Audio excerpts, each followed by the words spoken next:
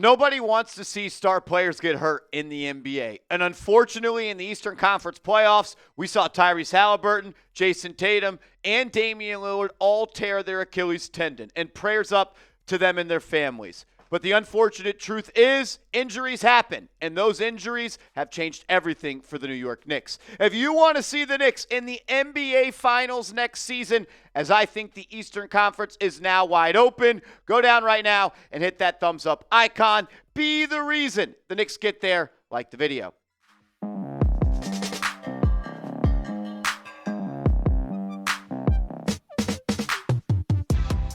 You're watching Knicks Now by Chat Sports. I am your host, Marshall Green. Appreciate everybody being here. And I just want to start off by saying congratulations to the Oklahoma City Thunder as they have been crowned the 2025 NBA champions. And again, I want to issue my condolences to the Indiana Pacers and Tyrese Haliburton. Look, nobody wants to see star players get hurt. So prayers up to him, as well to Jayson Tatum and Damian Lillard. We've got to do something about these Achilles injuries in the NBA. I think I read there was 8 injuries that happened like this year, and that's far too many. And we saw 3 big ones happen to 3 major teams. And look, the reality of sports is injuries happen, and while I'm not happy about this, I'm upset. And you can go back and you can go watch the Boston Celtics game that was live on this channel when Tatum got hurt. And the words I said then are the same ones I said. I wish he was healthy. And I wish Tyrese Haliburton was healthy because I want the Knicks to be the best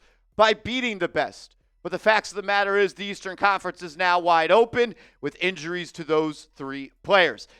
Las Vegas actually has the New York Knicks as the betting favorites to win the Eastern Conference and get to the NBA championship. They have him as the 3rd favorite, actually tied for 2nd with the Houston Rockets after they acquired Kevin Durant on the morning of Game 7. The Oklahoma City Thunder still the favorites and favorites to repeat at this point at plus 240. The Rockets and the New York Knicks share the same odds at plus 750. The Cleveland Cavaliers at plus 900. And then a major fall off to another couple of Western Conference teams. Different books have different odds, but the ones that I've been seeing the most is the Knicks are the favorite to win the East and in the top 3 to win the NBA Finals.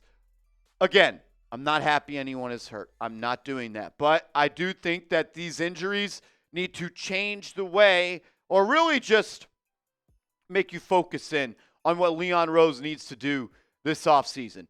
The New York Knicks have to capitalize on the Eastern Conference being wide open and some of the top players in this conference being hurt. And it starts with the head coach search and then NBA free agency, the NBA trade market, and finding ways to add players that are going to make an impact to this team. You have the 50th overall pick in the NBA draft. Can you select a gem in that selection? This is the most important offseason for Leon Rose. He has to hire a new head coach, and he has to make an evaluation of, is the roster that I put together last summer good enough to win the NBA Finals or at least get to the NBA Finals, or do I need to make major changes? We already saw him make one major change by firing Tom Thibodeau, and then he told you and I that, quote, our organization is solely focused on winning a championship for our fans. That tells me that he is willing to do whatever it takes to put the Knicks in position, in his opinion, that it's the best odds to win the NBA Finals. And I'll just say this. I've said it a couple of times, and I'll go right back to it. Tom Thibodeau being fired or firing Tom Thibodeau cannot be the only championship move that you make, Leon, because even someone that is the biggest Tom Thibodeau hater, I don't know who they are, there's someone out there, they can agree that he is not the only reason they did not win a championship. The turnovers against Indiana killed you. The inability to shoot the ball well from the outside killed you. You couldn't get stops in crunch time. You couldn't slow down the pace. The ball pressure was too much. I could go on a show of 45 hours of why the Knicks lost to the Indiana Pacers, and I haven't even mentioned Game 1 yet. The Knicks are very, very close. But the only reason they did not win the finals is not just Tom Thibodeau. So you have to find another way to improve this roster. And as we know, the New York Knicks don't have the most weapons in the weapon bag to go out and do it. They don't have a lot of cap space. They don't have a lot of draft picks to trade. So Leon is going to have to get creative to improve this roster. hire the right head coach, and give his team the best chance to get to the NBA Finals in a weaker and hurt Eastern Conference. They really only have the taxpayer mid-level exception to use an NBA free agency. Yes, you can go out and sign veteran minimum players, but it's very rare that veteran minimum players swing the needle in the direction of winning a championship. And my question is, does a 2-year, $11.6 million deal to a free agent give the Knicks that much better of a chance to win the NBA Finals? I can tell you this, the New York Knicks are not the only team that woke up today saying, oh man, the East is wide open. We got to capitalize. We got to make moves. Other teams feel that exact same way. The New York Knicks finished second in the East this year. They got to find a way to finish first in the East next year. I got more to say about this topic, but I want to make sure that you guys join us on Wednesday and Thursday night at 7:30 p.m. Eastern Time as we are going to be live for the NBA Draft. Every single pick. It's a 2-day event now. First round on Wednesday, second round on Thursday, and we will be breaking the draft down every pick with a focus on the New York Knicks, who have the 50th selection in the draft. So if you want the best NBA draft coverage on YouTube, subscribe and turn those notifications on. I kind of wanted to shift to this. We all know what happened in the NBA Finals. Prayers up for Haliburton, prayers up for Tatum. The East is open.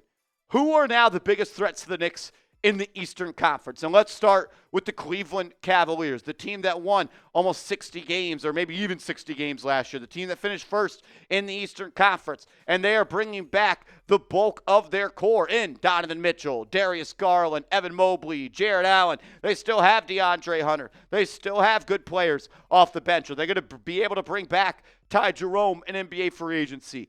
The Cleveland Cavaliers are equipped to make a run in the Eastern Conference as well. And I would not be shocked if you told me right now the Knicks were going to be playing the Cavaliers in the Eastern Conference Finals. And that would be a hell of a series. That'd be two really good teams going at it. I personally think the Knicks could use another weapon off their bench or maybe an upgrade in the starting lineup if they do want to for sure beat the Cavs next year. I'm already looking at the Orlando Magic as a team that is in the way of the Knicks to get to the NBA Finals. They went out and they made a massive trade to acquire Desmond Bane for the Memphis Grizzlies, trading 4 first-round picks to get it done. And I think he is a great fit on this roster that features Jalen Suggs and Franz Wagner and Wendell Carter Jr. and Paolo Banchero.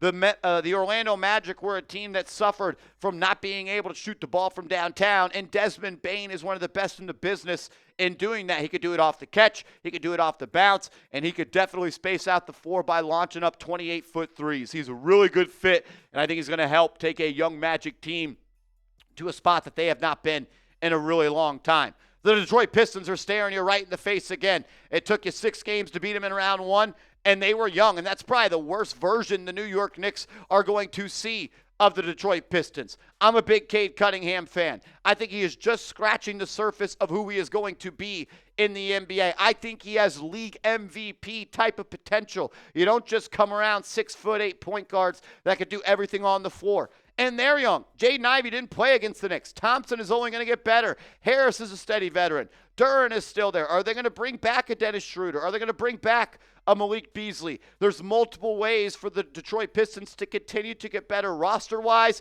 and they are only going to get better as they get older. That's a scary team in this young Eastern Conference. I think the Atlanta Hawks are a sleeper in the East this year.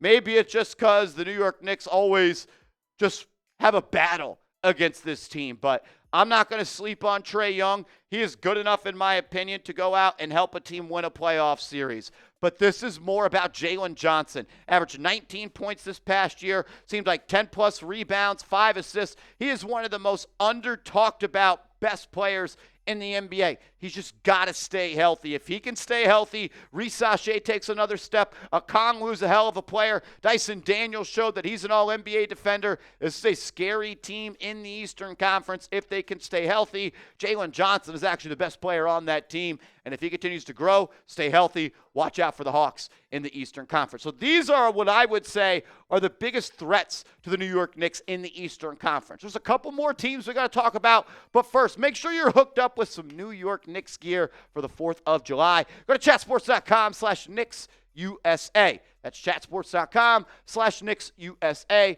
and rep your Knicks while the fireworks are going off. It's hard to count these teams out. Look, The Boston Celtics are likely going to be without Jayson Tatum. Maybe Tatum comes back for the playoffs, and then they're going to be back to full strength. Or maybe they make trades this offseason. I don't know what's going down at TD Garden. But you cannot count them out. They've still got Brad Stevens making decisions. Porzingis is still there if they hold on to him. You still got Jaylen Brown. You still got Derek White. You still got Drew Holiday. You got Peyton Pritchard, who's still a damn good player off the bench. It's hard to count them out, even though they do have injuries, just like the Indiana Pacers. They ran out of gas in that fourth quarter, but in the first half, they went toe-to-toe with the NBA champions without Tyrese Haliburton. Andrew Nembhard could take a step this next year. Benedict Mathurin is looking to fly to the next stage of his NBA career. They are deep, they are young, they are talented, and they're one of the best coached teams in the NBA. And Giannis, yeah, you got to take note of where Giannis is and what he's doing, even if Damian Lillard is not there. Do the Bucks roster, does it stink? Absolutely. Can they make trades to improve it? Yes. Can Giannis still be the best player in the NBA on any single given night? Absolutely. Giannis can win a playoff series. And I'm not going to count him out, and I still am not going to count out the Miami Heat. I think their team stinks. I don't think Tyler Hero is a second-best player on a title team. I don't think Bam Adebayo could be a best player on a title team. But there's just something in the water in Miami that we've seen them put together improbable runs in the postseason. And if Eric Spoelstra's on the sideline, you always got a chance, especially in a weaker Eastern Conference. My question to you is, who is the biggest threat to the Knicks in the East at this moment? I think you got to go Cavs, and I think the Orlando Magic are right there. But I could see arguments for any team we talked about on today's show. Share your thoughts in the comment section, and make sure you are following me on social media. I'm on Twitter. I'm on Instagram, @MarshallGreen_. Hit me up, and let's go Knicks.